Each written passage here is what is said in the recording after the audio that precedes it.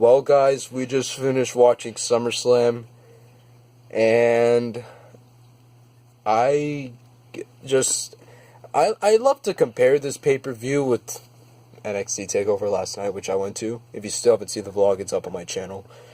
Well, we just finished watching the entire, 6 hours of SummerSlam? Facts. Yeah, we just finished watching the entire 6 hours, the 2-hour kickoff show, and then the actual 4-hour show.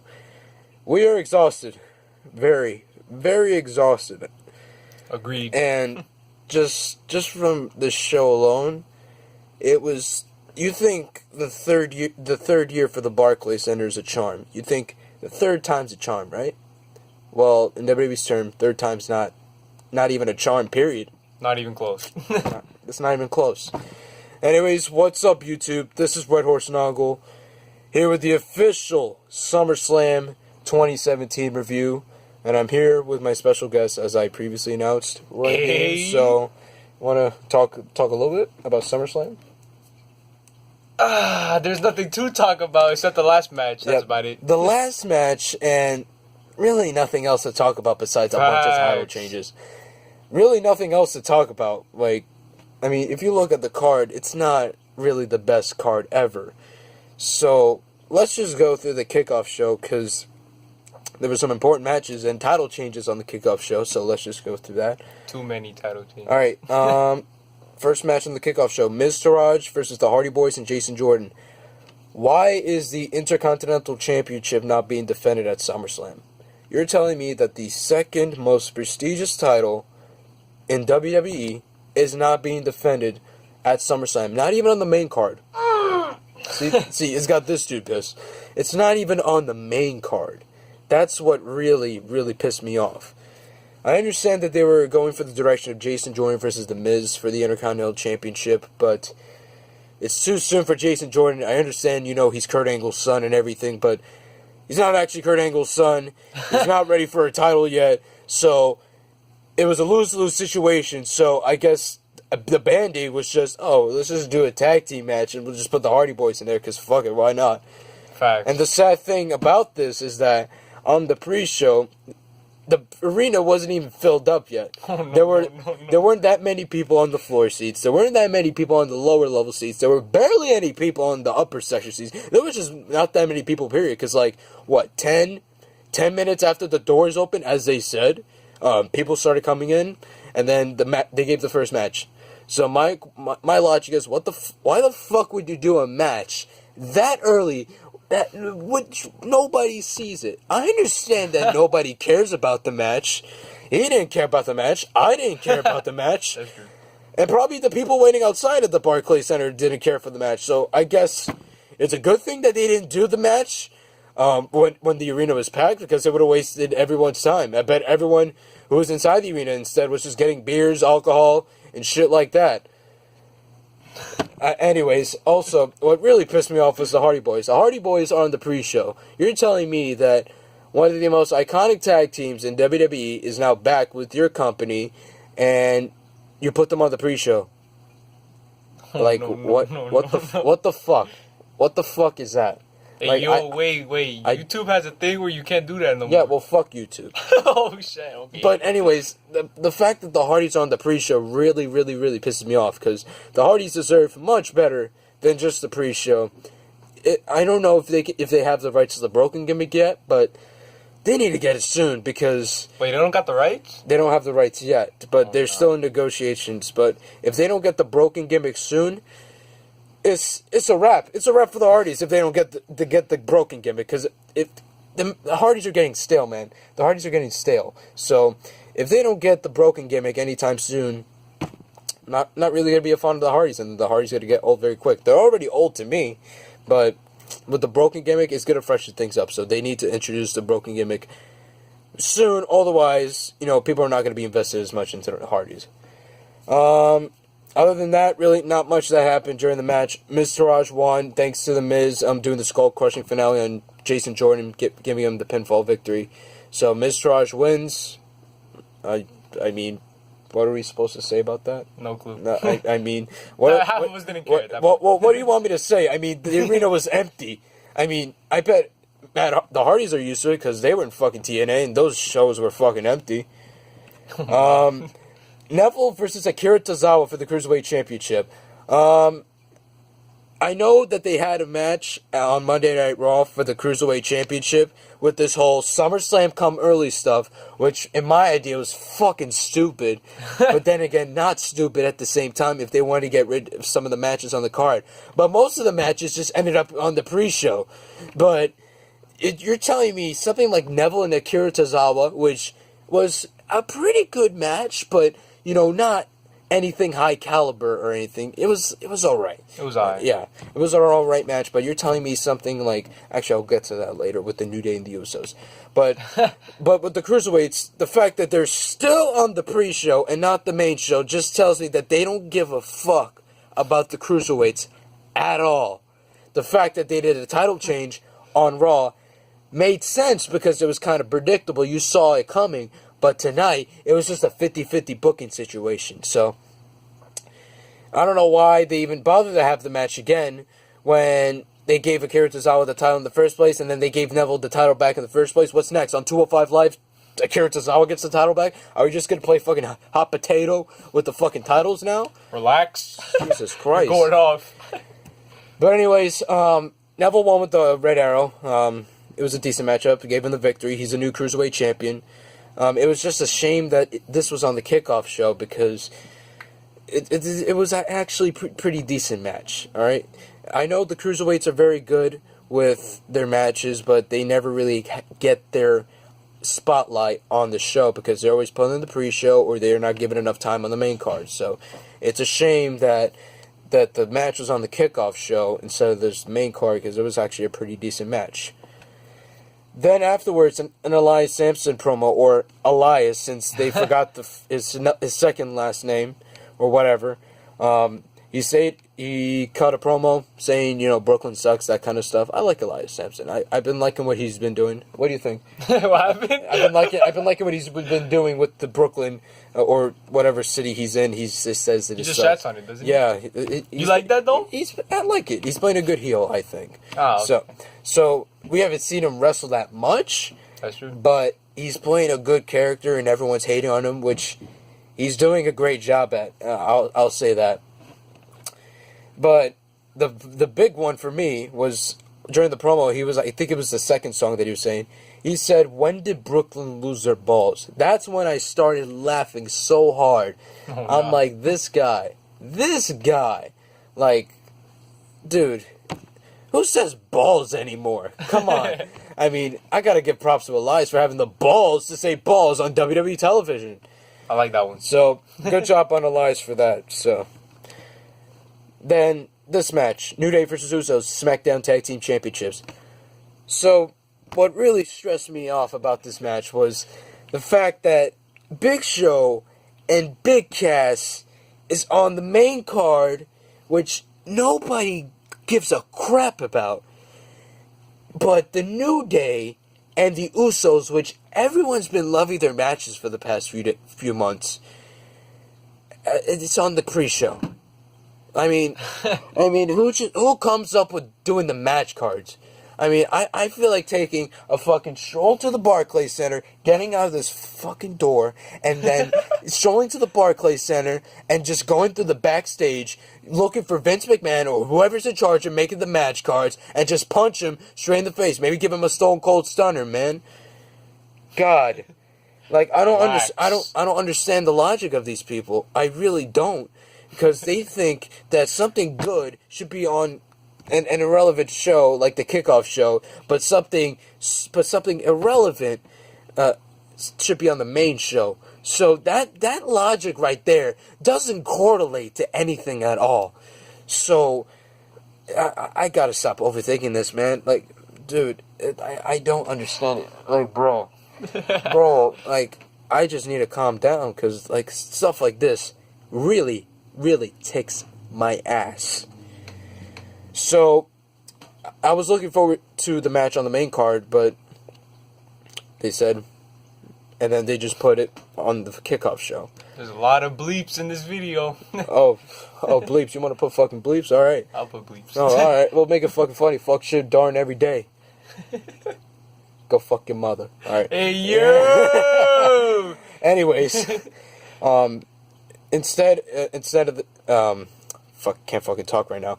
Instead, Big Show and Big Cass is taking place on the main card. It's ridiculous, with Enzo in the shark cage and stuff hanging above the ring. Match was whack. We'll get into that. The match was whack, though. The match was whack, though. I will agree with you on that.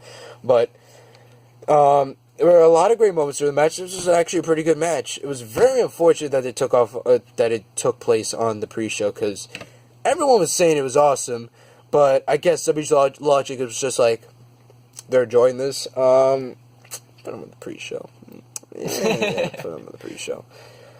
But there was a lot of great moments during this match. There was the big splash by Jimmy and Jey Uso to Xavier Woods, but Xavier managed to kick out, because I'm guessing Xavier's a god.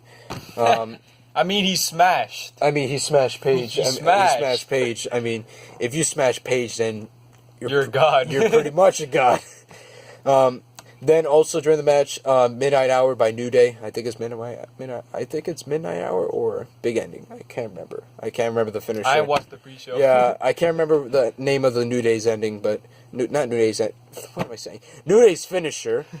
I can't remember the exact name. I think it's Midnight Hour. If somebody can correct me in the comment section, please do. Jerk. Jerk. But Midnight Hour was executed by the New Day, but Jimmy Uso, I think it was, or Jey Uso. It's hard to tell, but they're twins, man. I watched the pre-show. You didn't even watch the pre-show. I'm the one who actually watches the pre-show, because even though I don't like it, I still watch it. So, Jey Uso saved the count after the Midnight Hour. Jimmy and Jey Uso also did the big splash on Big E. And because that was sort of the turning point of the match, because right after Jimmy and Jey Uso did the big splash on Big E, 1, 2, 3, new SmackDown Tag Team Champions, the Usos. So this was basically 50-50 booking. There's a lot of 50-50 booking tonight. I don't understand. You're creating feuds for one of the biggest pay-per-views of your calendar year, and you decide to just go with lazy booking, specifically 50-50 booking, and expect, great results. It doesn't work that way. It does not. But what really irritates me about this is, why did you give the New Day the titles in the first place if they were just going to lose the next month? I can't believe they lost it. I thought they were going to lose it or maybe retain it. I'm not sure. I was thinking they might retain, but no. They lost the titles. 50-50 booking. Completely no logic whatsoever. Great. They had great matches. But it's just 50-50 booking. They're playing fucking hot potato with the tag titles. Last month at Battleground, New Day won the titles, which I did not agree with. Then the next month, the Usos went back to tag titles. That's not how titles work. You don't just hip hop.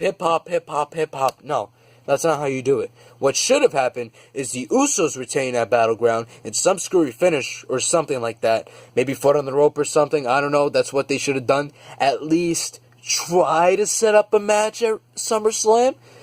And then you get the New Day at SummerSlam and Usos for the tag team titles or SmackDown tag team titles. Then you have the rematch. Then the New Day win the titles. So their SummerSlam streak could continue. It's simple booking. I don't understand what's so complicated about this. It's simple booking in my books.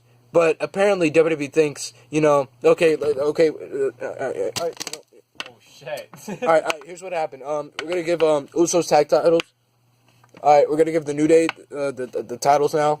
It's fucking ridiculous, man. It's ridiculous. It's simple booking. This shouldn't have happened. New Day should have won the tag titles today, but no, they won them instead at Battleground, and then the Usos won them at SummerSlam. Makes no sense to me. The streak is broken for the New Day. So now they're 2-1 at SummerSlam, so their undefeated streak is broken. And they are now not the tag team titles, nor the tag team champions. in Brooklyn at SummerSlam. So they walked in the champions, and now they're not walking out champions. So they messed up. Road Dogg, please think your head through, including the entire SmackDown Live creative team. It was a great match, though. I will say that. It was a good match. Just the booking decisions is what really irritated me. But other than that, it was a great match nonetheless, and a good way to wrap up the kickoff show, I guess. Even though this should have been on the main card. Speaking of main card, let's start off with the first match. John Cena versus Baron Corbin. Now, I know everyone talks about the briefcase situation last Tuesday on SmackDown. I mean, it makes no sense for Baron Corbin to cash in. But what really irritated me was the fact that John Cena tried to attack Baron Corbin during the cash-in, and then Jinder Mahal did a roll-up and then beat Baron Corbin. The thing is, if Baron Corbin won and he had a match against John Cena that Sunday at SummerSlam, he could have been fighting in a world title match and could have possibly broken Ric Flair's record of 16 championships. Simmer. I mean, this doesn't make sense at all, does it? No. I mean, I still came in late to the show. Yeah, he came in late, but he still turned up for some parts of the match. But the whole build up to this match was made out of nowhere. Like, it's like SmackDown creative. Oh, no. SmackDown's creative is like, all right, we got a blue pad. That's a marker. We got Baron Corbin. John Cena, yeah, it's good enough. That seems SummerSlam worthy. And they don't even try to do anything about it. It's just the build up was already shit. So that alone already gives me low expectations for the match.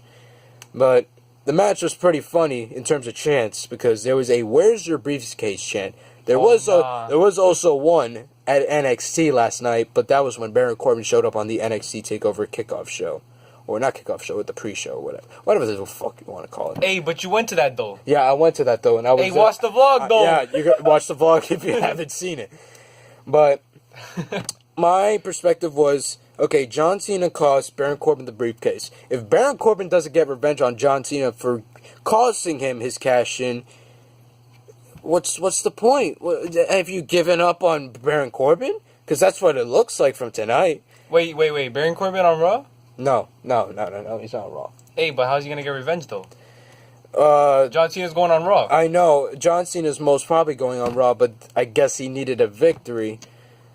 That made no sense. Yeah, it made no sense. Why do you lose the briefcase? Yeah, why you lose the briefcase in the first place? He should have cashed in tonight and become the WWE Champion and walk into SmackDown Live in Brooklyn as the WWE Champion. But no, he got the match. He didn't get his revenge properly because what happened was John Cena did the AA to Baron Corbin. 1, 2, 3, Cena won against Baron Corbin. And what really pissed me off was that they keep mentioning John Cena's losing streak. John Cena hasn't won a match in SummerSlam in a couple of years. Oh, he hasn't won a match, blah, blah, blah. He needs this victory, blah, blah, blah. This really pissed me off because that alone tells me Cena is going to get his win back. Because, I mean, I'm just ticked off from this pay-per-view. There was some good, trust me, there was some good stuff. But there was a lot of bad stuff. So, I'm just trying to get through this. But the fact that Cena beat Baron Corbin already tells me that WWE has given up on Baron Corbin. And facts. And it leads me to guess that they've given up on Baron Corbin. Because, first off, in less than a week, he lost the briefcase on SmackDown. He lost to John Cena clean. I mean, have they given up or something? Do they not trust Baron Corbin anymore with anything else? Because I see a lot of potential in Baron Corbin, but I guess WWE gave up, or because there was a lot of rumors. I heard that he ticked some people off backstage. If he ticked some people off backstage, and he must have really ticked off some people backstage, because shit. He got beaten the crap out of tonight. Not just by John Cena, but just WWE officials overall. So, They beat him up? No, not literally, but... Oh, my bad. No, but... I came in late. Yeah. But all I have to say is, next stop, Jobberville. You see what happened to Damien Sandow? Most over guy in the company. Briefcase taken away. Had a great gimmick with The Miz being his stuntman. It was I. It was good. The crowd loved it, though. Okay, yeah. Then, he's gone. He's on Global Force Wrestling still, I think. Nobody knows what that is. Anyways, what I'm trying to say is, there's a possibility of Baron Corbin becoming a jobber, because literally, after that, how do you come back from that? How do you come back from losing? Can't come back from that. How do you come back from losing a briefcase against Jinder Mahal and then lose to John Cena at SummerSlam? There's no coming back from that. There's really no coming back from that. So, anyways, next stop I'd say is Jobberville. Baron Corbin, welcome to Jobberville. Damn. Natalya versus Naomi for the SmackDown Women's Championship. Ugh. See, what really pissed me off is that this match looks more like a match you'll see on SmackDown Live instead of SummerSlam. What should have been the match... I saw this one. ...was Charlotte versus Naomi. It's a more interesting match, and it's a more... Not more, but it's a match that, everyone can get invested in, because Naomi's very athletic. Charlotte can put up great matches. Plus, they haven't even done their business yet. I remember when Charlotte first came in after the Superstar shakeup and had that title match the next week against Naomi. They never even got their match or even finished the match. So this would have been a perfect opportunity to actually give them a legitimate match for the SmackDown Women's Championship at SummerSlam. But no, they roll with Natalya. Wait, but do you want to see Charlotte win again? I wouldn't mind seeing Charlotte win. You wouldn't? I wouldn't, but... Then again, she still needs work on the mic because I feel like she's very bland and stale on the mic. She doesn't seem smooth. She doesn't seem to let herself go. I'm not sure if that's because of herself or this backstage officials. But to me, Charlotte versus Naomi looks more appealing than Natalya versus Naomi. I'm sorry. For those of you who are like, oh, but it's refreshing. It's a refreshing match. We never seen this match before. I was about to say that. But... I don't care. I really don't care. That's what I gotta say. I'm sorry. I don't care. See, this dude literally fell. I don't care. Charlotte versus Naomi would have been a more appealing match than Natalya versus Naomi. I mean, what has Natalya done? Oh, she won the Fatal 5-Way match at Battlegrounds. So? No build-up? I mean, it just came out of nowhere. It was like Jinder Mahal becoming WWE champion. It just came out of nowhere. We'll talk about that later. Like, it just came out of nowhere. Like, Natalya, out of all people, #1 contender for the SmackDown Women's Champion at SummerSlam. Came out of nowhere. I don't think she should have won the title, which what happened. Because she actually... Sick transition. So, she did the sharpshooter. Naomi tapped out, so... Natalya is the new SmackDown Women's Champion, which means we don't get to see the fucking glow lights on the title anymore. I mean, that's a good thing, though. Yeah, because it was cool in the beginning, but then it started to look... Like a toy. It looked more like a fucking replica belt. It had a 5-year-old touch. Like, it's just like, oh, mommy, can I put, like, glitter and stuff on my title? Sure, honey. Hey, wait. Quick smash or dash. For who? Natalya first. Natalya? She's slick, so I'd smash. But anyway, anyways, back to the title. The title looks like a fucking girl's belt. I mean, I understand that's what it's supposed to be, but it has fucking glitter all over it. It glows in the dark, which is cool. But I want a championship that looks good, that doesn't need any, attachments or any sort of anything at all. Facts. Just, man. I mean, Natalya should have never won the title in the first place. I mean, I thought we were gonna get a Carmella cash-in, which would have been interesting, but no. Natalya just won the title fair and square. She made Naomi tap out. Naomi was crying, like we cared. Oh no. Anyways, I mean, I think Naomi should have held the title a little bit longer, but maybe just a little bit longer. Maybe till Tuesday, and then maybe a cash. Hey, did you tell me we're going Tuesday, though? I've been notifying them on the channel. We're going Tuesday. Yeah, we're going Tuesday. Anyways, I mean, you can't just do that, man. Like, if you need to have some logic, man, the SmackDown Live creative team has no logic. So, I mean, what do you do? What do you do? I mean, what now? I'm guessing Tuesday, or maybe at the next pay-per-view, there will be a cash-in. That's my prediction. At the next pay-per-view, or this Tuesday. That's my prediction of the cash-in for Carmella. Because she's been teasing it a lot. Normally, when somebody teases a cash-in, they at least attempt it, or they just dash. So, there could be a possibility of Carmella cashing in on Tuesday, or at the next SmackDown exclusive pay-per-view, which I think is Hell in a Cell. I'm not sure.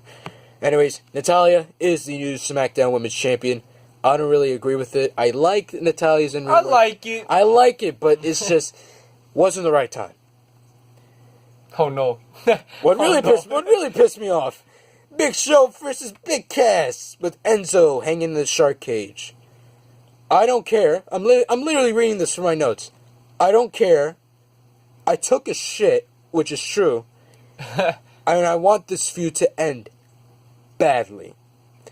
I didn't care at Great Balls of Fire. I didn't care on the Monday Night Raws leading up to SummerSlam, and I don't care now. Nothing is going to change. We've seen Big Show and Big Cass on Raw for, 3 or 4 times or something? I don't... Got old, in my opinion. Got really old really quick.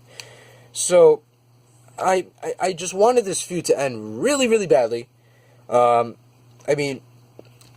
Dude, I don't even know what to say more. They should have never broken up.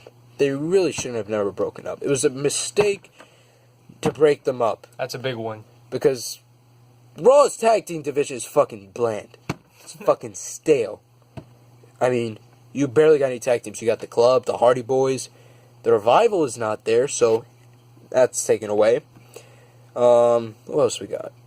The fact that you can't think of it. Yeah, I mean, if it fits in the palm of my hand, there's a problem. If it fits in the palm of my hand, or if I'm even holding one hand with the amount of tag teams in the Raw division, that's a problem. TakeOver was better than this. TakeOver was a lot better. I compared this event a lot when I was watching to TakeOver. TakeOver, the crowd was alive. Like, we actually spoke. We got out of our seats. We cheered. We booed. We did this. We did that. Hey, watch the vlog. Okay, he's going to keep shouting out the vlog. Anyways. Gotta do something. But TakeOver. Watch the vlog. TakeOver was just a much, much, much hyper show. But tonight was just... Everyone was just sleepy. That's what it seemed like. Everyone was sleepy. Facts. Everyone died out. Yeah. Until the final match. And the final match was when everyone decided to just wake up from their seats. Anyways, back to this Big Show and Big Cass match. Unfortunately, I don't want to go over this, but I wanted this feud to end already. I already said that. There was one point in the match where Enzo had like oil or lubricant or something. Hey, I don't know what it was. I'm guessing it was oil. And he lubricated himself. And then he decided to go through the cage hole, or the cage gap, and then escape the cage, and then drop into the ring, and then all of a sudden gets big booted by Cass. What? And then Cass gives the Empire Elbow, stupid finisher name, to Big Show, which gave Cass the win. Big Cass, in my honest opinion, is doing good as a heel, but I still don't see him as a singles guy. I mean, I get it. You're trying to build up the big guys. I mean, you don't necessarily have to do that. I mean, you got Braun Strowman, bro. I mean, that's good enough. That's good enough. But you don't need to build up any more big guys. You already got Braun Strowman. You already got Big Show, which does anybody care about? They're trying Roman. They're trying Roman. Braun Strowman's already developed as a character. I mean, everybody loves Strowman now. I mean, so you don't really have to do anything else with him. So I understand WWE's perspective of we need to build more characters and more big guys because they like big sweaty men. But hey, you. I mean, it's the you truth. like big sweaty. No, it's the truth though. Oh, it's the truth? It's the truth. You like big sweaty men? No, not Got him. Heard it here, folks. WWE likes big sweaty men. Vince likes big sweaty men. I mean, just look at Roman. Just look at Roman. That's all I need to say. Just look at Roman. But hopefully this is the end of the feud, because if we get another rematch this Monday or tomorrow night on Raw, pass me a fucking gallon of bleach, please. Because I just want this to be over. Facts. Pour me a glass. Pour me a glass of bleach, 1 glass for me to drink, and 1 glass to pour into my eyes so I don't have to witness this shit anymore. Facts. So anyways, Big Cass won the match. And I forgot to say what you think. Of? The Big Cass and Big Show match. Oh, I didn't watch it. I really didn't care about that one. Yeah, I mean, this dude's skipping out on the matches you don't care about. Maybe I should do what he does. No, you gotta review it though. You gotta review it though. This is my channel, my review, my show. Facts. I'm just here. All right, Randy Orton versus Rusev. What the fuck is there to go over? 10 seconds. 10 seconds. That's all I need to say. 10. 10. 10. I get it. I mean, they should get it by now. 10 seconds. Do I have to say anything else? 10 seconds. I didn't care about the match first, because all of a sudden it was just like, Rusev says, I want competition. Randy Orton comes out. The match is made. Okay. I mean, there's nothing there. There's no build up. There's nothing. It's like, oh no. all right, Rusev's back. Oh, we're gonna do something with him. Oh yeah, Randy Orton versus Randy Orton. We got another match at SummerSlam.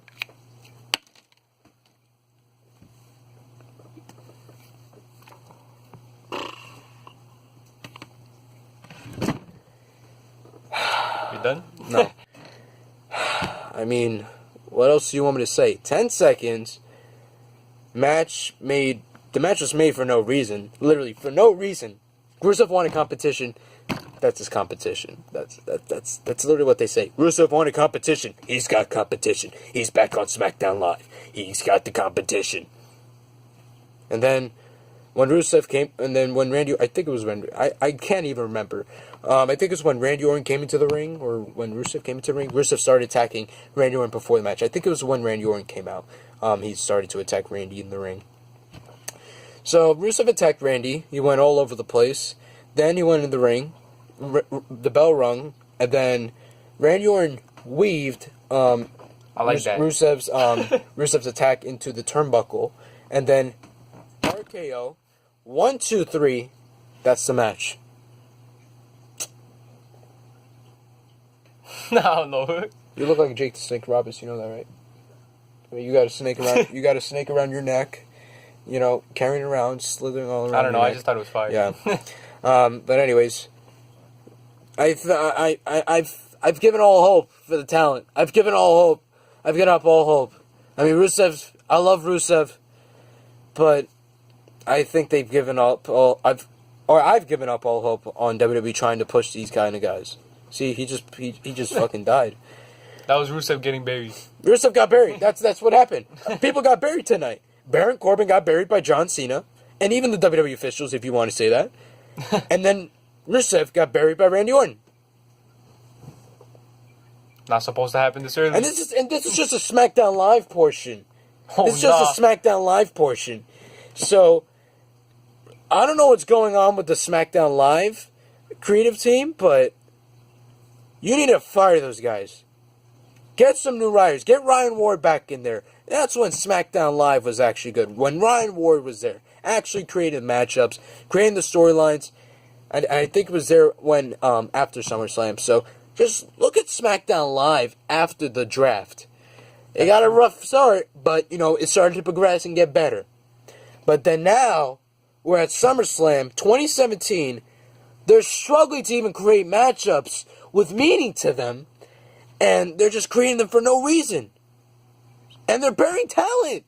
They're burying talent on SmackDown Live when it's supposed to be the land of opportunity. Gotta relax there, buddy. I mean, they didn't do anything to you.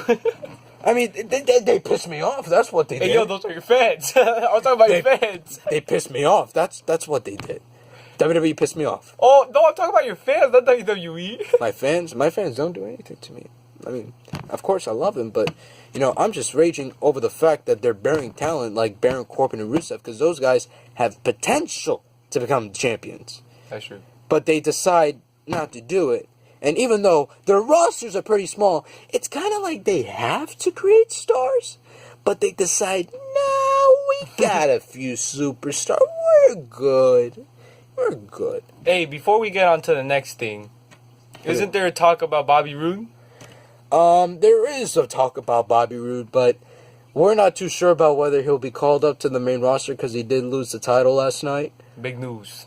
He did lose the title to Drew McIntyre. Watch the vlog. Just get a load of this guy. He did lose the title to Drew McIntyre. Adam Cole came out with the Red Dragon, so the next big thing is Adam Cole. But my thing is, he's not done with Roderick Strong. So he's not done with Roderick Strong. Roderick Strong still wants payback for Bobby Roode calling out his family and stuff. So if anything, he's not done in NXT. He's still got a few months to go until he gets called up. He could get called up this weekend. Not this weekend, but this Monday or Tuesday.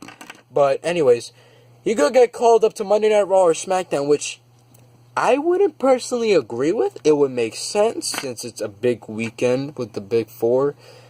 But I wouldn't think this is the time right now to bring up Bobby Roode, because there's just not anyone for him right now for him to compete with. That's true. But in NXT, he has Roderick Strong, which he's still not done with. So and that Adam Gook. Yeah, that Adam Cole. Oh, Adam Cole. And he still has this rematch clause. So in reality, he lost the title. He technically gets a rematch clause for the NXT Championship. So if I were to say if he go into the main roster, no, I don't think so. If they were to put him in the main roster, I would put him on SmackDown Live and not Even Raw. Though they're struggling? They're struggling, and it would be so unfortunate if they ruined Bobby Roode. It would be so unfortunate if they ruined Bobby Roode. Like how they ruined Shinsuke tonight? How they ruined Shinsuke tonight. Yeah, we'll get into that later. We'll get into that. Yeah, we'll get into that.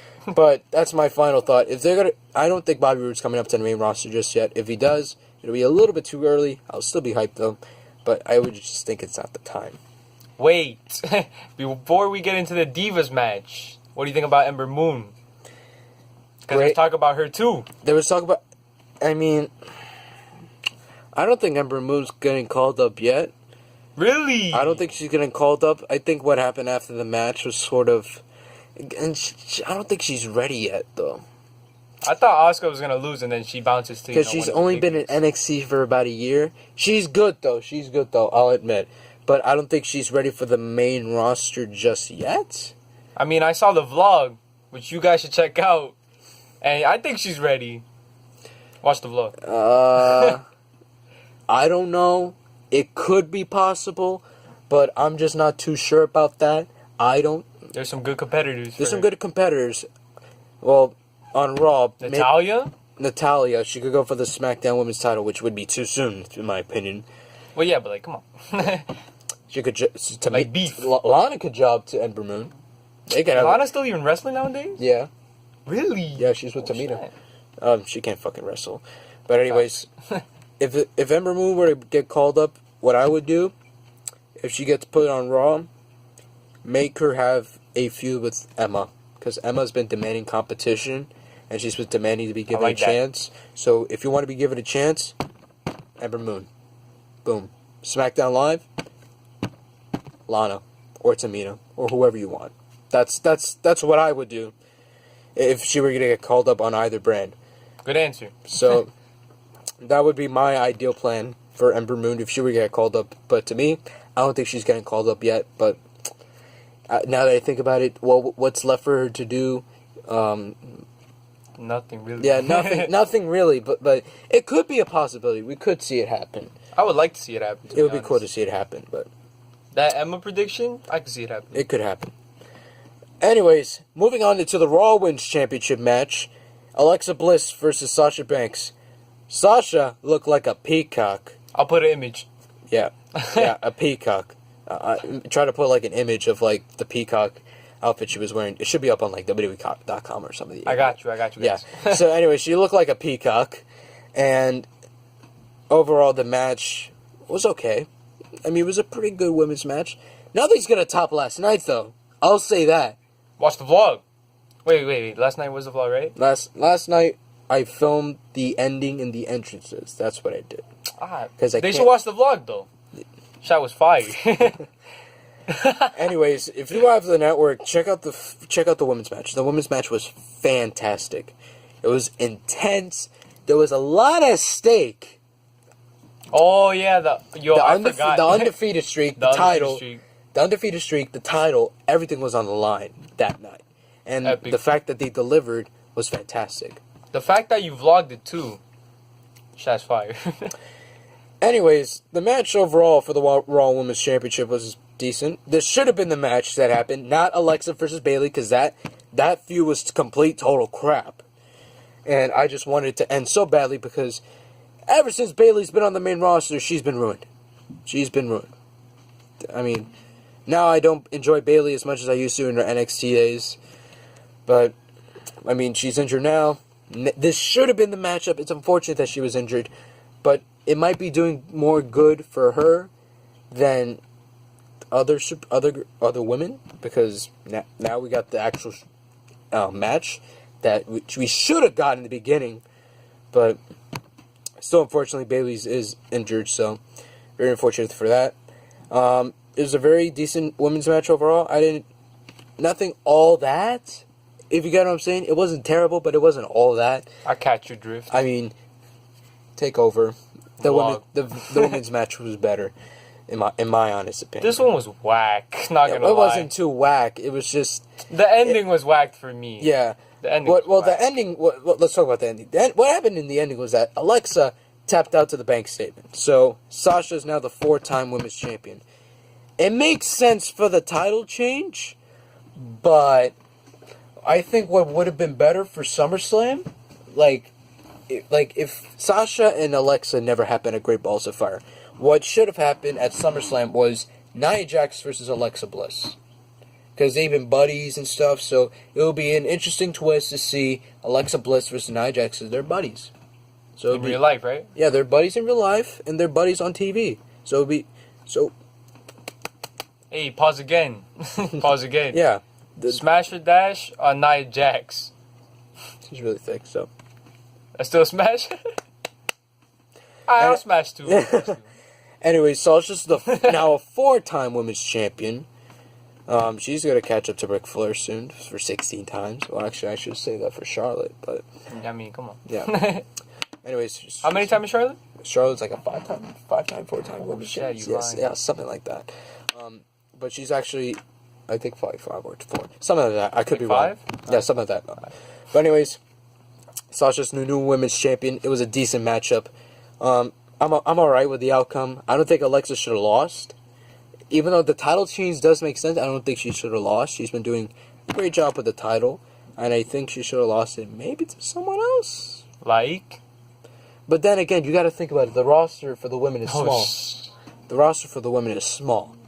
It's like 7 or 8 women. Not that many. I mean, Emma, they're just jobbing her at this point, so I don't see her winning the title anytime soon. But anyways, Sasha, new Raw Women's Champion. Congratulations, sir. The Demon, Finn Balor versus Bray Wyatt. What really pisses me off when WWE does a Finn Balor match is when they advertise the match as the Demon Finn Balor. That's what really pisses me off. Just let Finn do his thing and tease it. Don't just come all out and say the Demon Finn Balor is gonna face Bray Wyatt at SummerSlam. That right there just spoils it. It spoils the speciality of it. And it's how do you really getting pissed right now. You don't ruin something special like that. In a parallel universe, what if Roman Reigns came back and joined them? It would be great, but I don't think that's going to happen anytime soon. But would you agree with it, though? It would be a cool reunion, but I don't think it's going to happen anytime soon. Even though you hate Roman? I liked Roman with the Shield, but I don't like him as a singles guy.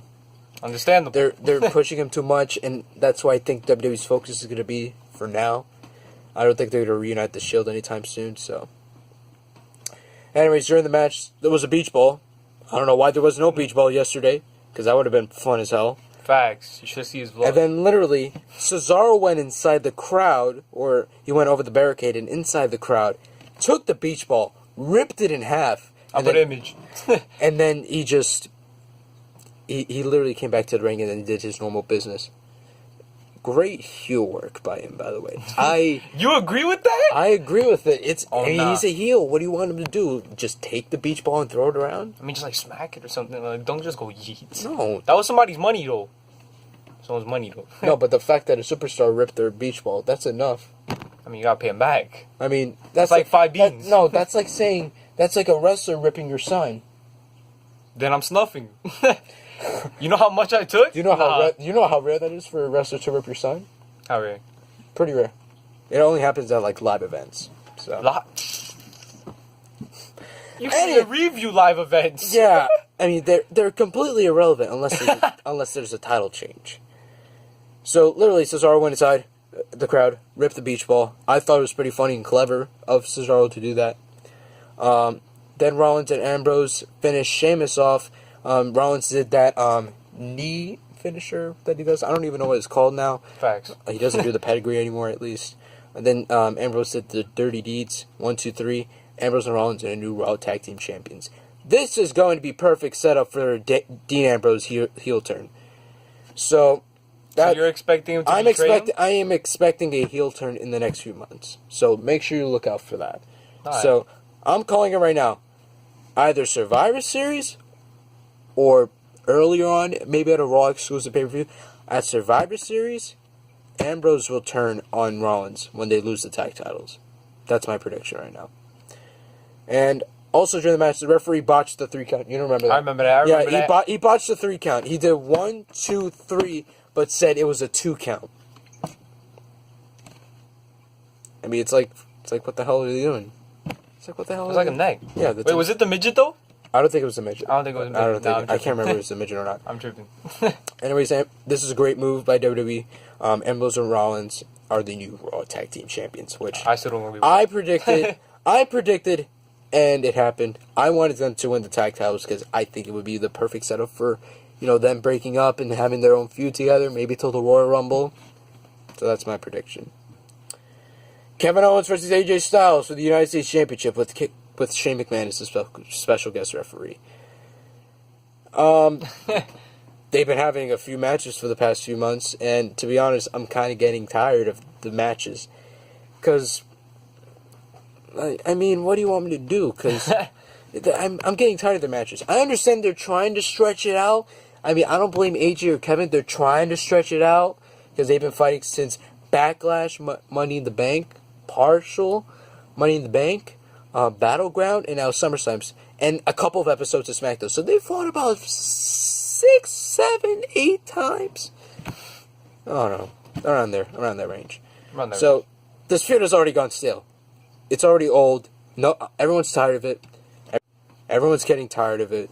So everyone's tired. So I'm tired. I'm tired of it. I want it to end now. Hopefully this is the final match. If we get one on SmackDown, I'm just gonna be tired. I'm just gonna go to sleep. I'm gonna go to the bathroom. Yeah, I might even grab a burger. I don't know.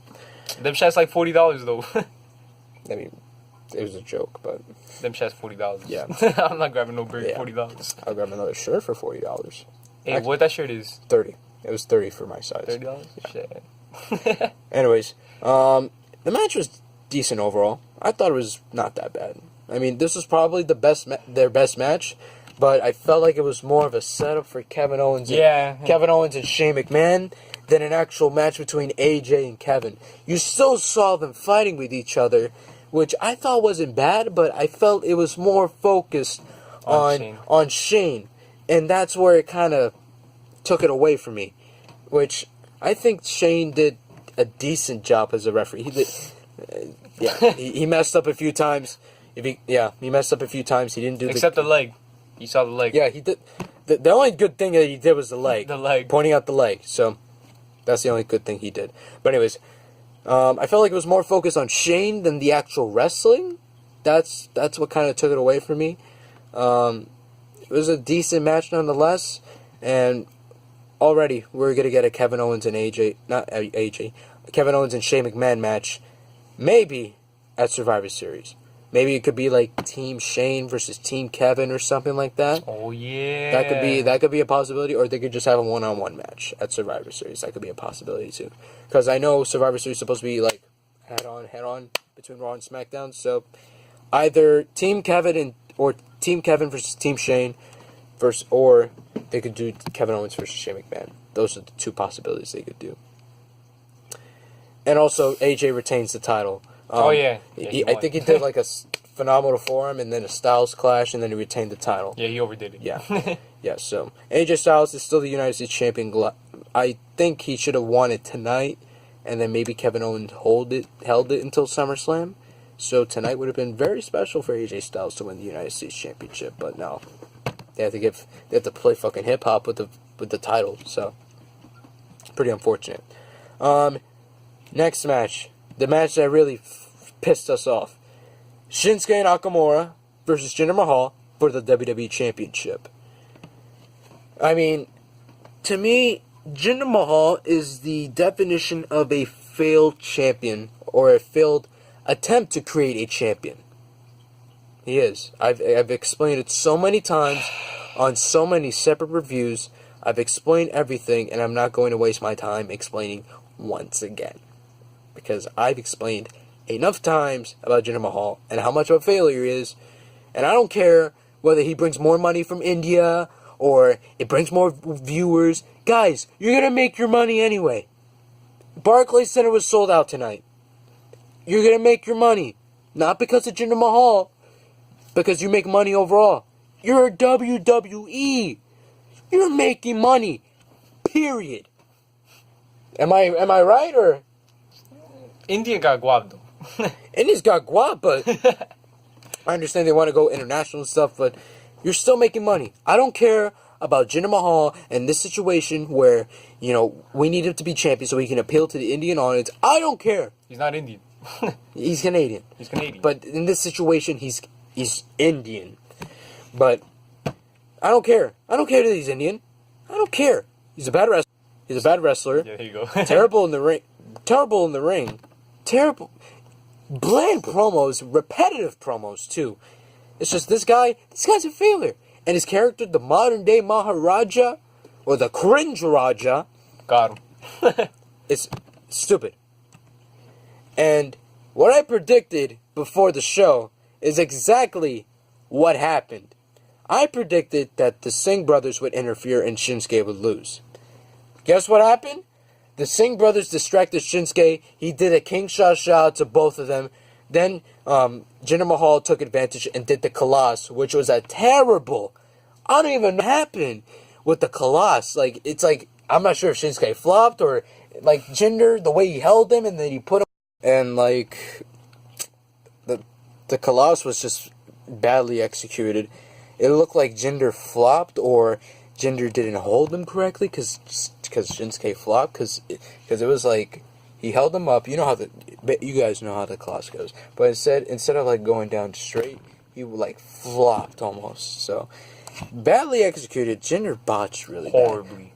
Jinder botched horribly on the Kalash, and because of that, he retained the championship. He retained the WWE Championship. So you're telling me that Shinsuke's winning streak is being given to a guy who is not really worthy of a championship, but only has a championship because he's making WWE money. I'm stressing.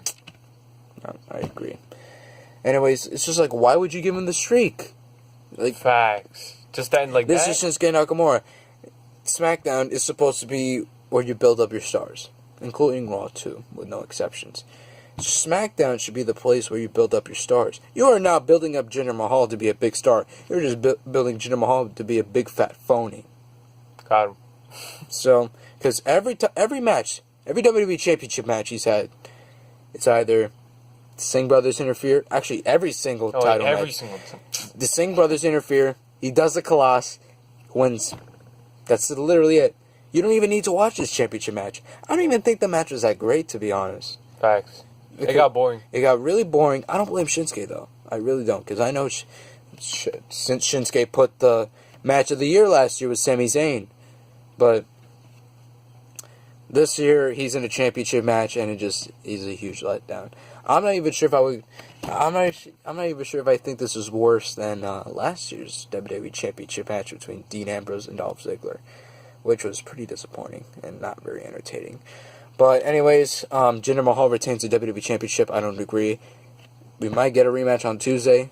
I'm not sure, but they can lead into a storyline where Jinder Mahal or Shane McMahon gives Shinsuke a rematch, possibly the next SmackDown exclusive pay-per-view, or on just a regular episode of SmackDown. It would be a mistake to do it the next SmackDown, or in SmackDown next week. Because they did that with the Universal title, where it was like, well, that's because Finn Balor was injured. But if they do some sort of rematch the next week of SmackDown, or like say, oh, you get your rematch next week, and not that night, well, actually, I'm not even sure where they're going to be next week for SmackDown, but I'd say do the championship match in Brooklyn. Trust me, it is a much better crowd, and you will get a much better reaction. We're going. Yeah, we're going too. So it'll be a much better reaction. It'll be a much better atmosphere. The Brooklyn crowd is amazing. So if you're going to do a championship match, do it in Brooklyn. That's all I got to say. But overall, Jinder Mahal is still the WWE champion. We don't really agree with it. We don't really like it. So, Jinder Mahal, I've said this from the beginning. He does not deserve the WWE Championship. He should have never been the WWE Champion to begin with. He does not deserve the spot that he's in right now. He doesn't. True. The only reason he has it is because WWE is making money from India. And the Singh brothers. Yeah, and the Singh brothers too. So, last but not least, the Fatal 4-Way Universal Title match. Samoa Joe, Roman Reigns, Braun Strowman, and Brock Lesnar. This is when everyone started to wake up, so both of us, we were kind of tired from all the matches. The show's 4 hours. It's really hard to watch wrestling for that long, so... Especially with those type of matches? Yeah, especially with those boring type of matches. Like, I don't even know why they do 4 hours in the first place. I get it, it's one of the big 4 pay-per-views, but it's not necessary. The only show that should be 4 hours is WrestleMania. That's it. Maybe Royal Rumble. No. 3 hours? Yeah, 3 hours. 3 hours. Because they have fillers, that's why. Oh. So. Yeah, so. Anyways, this is the match that everyone thought it's match of the night. And this is, to me, one of the best matches of the night. Probably the best match of the night. Yeah. Bro, that was by far. That was probably the best match of the night. Like, there was a lot of shit that happened. But anyways, let's go over what happened. Okay, so in the beginning of the match, everyone went out on one another, like literally. Oh yeah. Like you just see cameras panning all over the place. You had like Samoa Joe going against Brock Lesnar, and then Roman Reigns going against Braun Strowman, and then Strowman was the guy of this match. He went in. So he dominated Brock during their confrontation. Well, when they confronted each other first, Roman and Joe came to attack, but then they faced off each other again, and then Braun Strowman, in dominant fashion, puts down Brock Lesnar. And Braun Strowman not only puts down Brock Lesnar, Roman speared Brock Lesnar through the barricade, which was pretty crazy. That was fire. This match gets even crazier. Then Braun put Brock, he carried him on the back, and then he put him through an announce table, where the first one on the left, he put him through that announce table, and then he decided one's not enough. Pick him up again, put him in through the second announce table.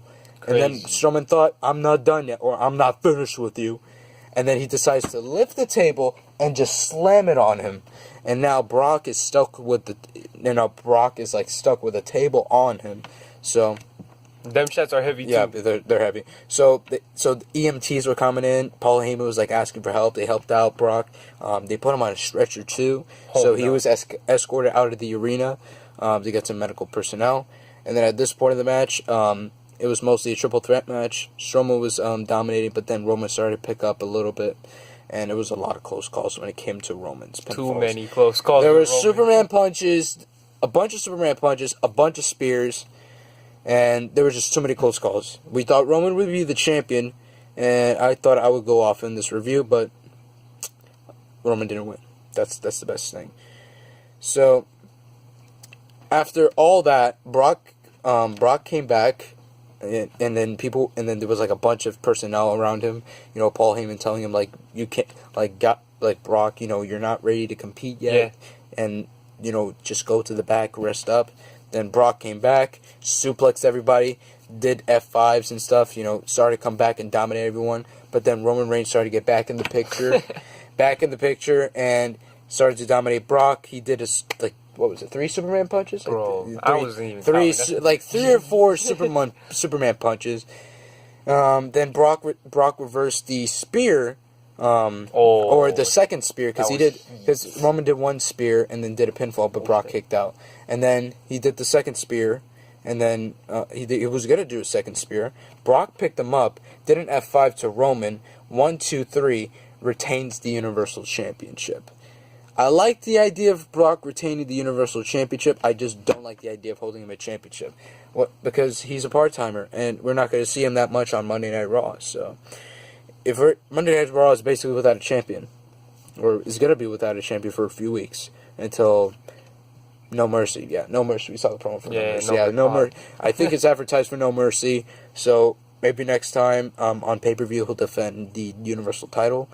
Hopefully, I think what's going to happen is he'll hold the title till WrestleMania, and I don't know who he could drop it to. There's a few possibilities, but I'm not sure who he could drop the title to, but the possibilities are endless. But he will. I'm pretty sure he'll be defending the title at No Mercy. If he doesn't, oh well, it's Brock Lesnar. He can do whatever he wants. But anyways, yeah, Brock retained the Universal Championship tonight. What's next for Brock? I don't know. He could be in a feud with Braun Strowman, maybe, because he's still not done with Joe. He's still not done with Strowman. Hey, John Cena's coming, though. John Cena's coming, too, but I don't think Cena's going to do anything with Brock Lesnar. He won't be there. He's not going to be on Raw for long, because he will be filming some movies. He's on the Transformers, or the new Bumblebee spinoff. Oh, yeah, The Voice. So he's going to be back. So he's gonna be leaving. So I'm not sure when that movie's gonna start filming, but he'll be leaving soon. So depending on when he's leaving, that's when he'll stay in the company. But if I were to predict what would John Cena do on Raw, I predict he would face against Samoa Joe in a dream match. It should be at No Mercy. That's what I'm leading to. You know, stretch it out for a few matches. Maybe have like a culminating match at Survivor Series or something, or just ended the Raw pay-per-view before. So that's my idea. John Cena versus Samoa Joe will be a very interesting feud, and a feud that people have been wanting for a very long time. So yeah, very entertaining match. What do you think? Do you want to say anything about the match? You covered it all. It was fire. I mean, you covered it all. That was probably the best match of the night. That was probably the best match of the night. Probably the only interesting match of the night, besides the Shinsuke one, but it turned out to be crap. Facts. Yeah. Anyways, guys, that's the SummerSlam review. If I were to give it a rating, I'd give it a 3 out of 10. Damn! 3 out of 10. Shitty SummerSlam. Do I think it's worse than last year's? Maybe. Yeah, maybe. I would consider this maybe worse than last year's. I'd give it a 6. You give it a 6? Why would you give it a 6? Why above a 5? The last match, bro, carried it. So you're saying the last match carried the match? Carried the paper. Actually, I like the United States one. That one was heat. The United States one was good. So maybe I'll change my rating to a 4.5. Alright, good luck. 4.5 makes sense. I still thought the pay-per-view was pretty shitty, but there were some positives, but they still got a lot to work with. True. So the possibilities are endless. So now we got Monday Night Raw tomorrow, and then Tuesday SmackDown. We get to see the fallout for both Raw and SmackDown. So it's going to be very interesting to see what's going to happen in the near future after SummerSlam, what feuds they're going to plan out, and what's just going to happen overall. Returns, call-ups. We're going to get some NXT call-ups probably. Oh, shit. So it's going to be very exciting. Raw and SmackDown this week. So make sure you guys tune into Raw and SmackDown, I guess. But anyways, guys, that's the SummerSlam review. Hopefully you enjoy the video. Make sure you leave a like, comment down below your thoughts on SummerSlam. Subscribe to the channel if you haven't already. Subscribe to the Roaring Games' channel. Will be down in the link in the description below. And yeah, that's overall what I think of SummerSlam. Make sure to look out for the Monday Night Raw review tomorrow. I will be posting that. And then Tuesday, I will be going to SmackDown with this guy. and then Wednesday the vlog will be up for SmackDown Live. So yeah, it's gonna be a very long week. We still got a lot going ahead for Raw and SmackDown. So yeah. Anyways, guys, I will see you guys later. This is Retro Snoggle. Peace out, guys. He.